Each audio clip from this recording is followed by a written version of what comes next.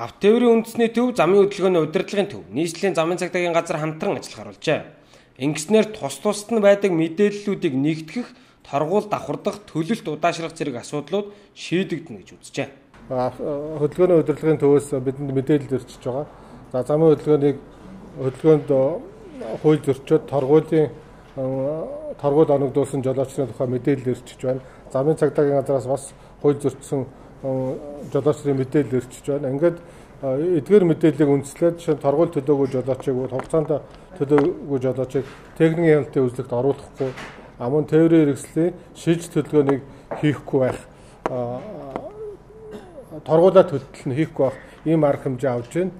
За ингээд хамтарч ажиллалтын үндсэн дээр үр дүндэл манай авто тээврийн үндэсний төв дээр бол өдөрт нэг 500 орчим жолооч торгуулаа төлөөгүй жолооч ирж байна. Өдөрт бол бид бол 6 сая орчим төгрөгийн торгууль барагдуулж байна.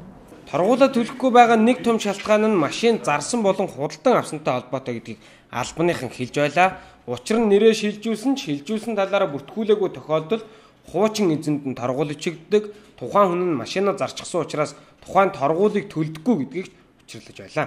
Бэлэн бус торгуулийг засгийн газрын 388 тоо тогтоолоор одоо хэм хэмжээ зохицуулж одоо хэрэгжүүлж байгаа.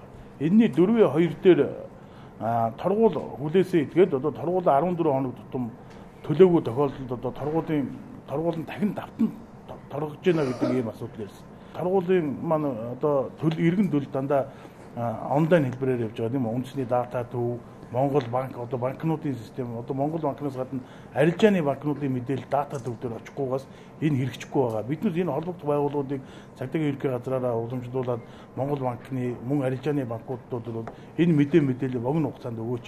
Иймэрхүү автомашины торгуулаа төлөөгүй тохиолдолд авто тээврийн онцлогоонд оруулахгүй байхаар шийдсэн байна.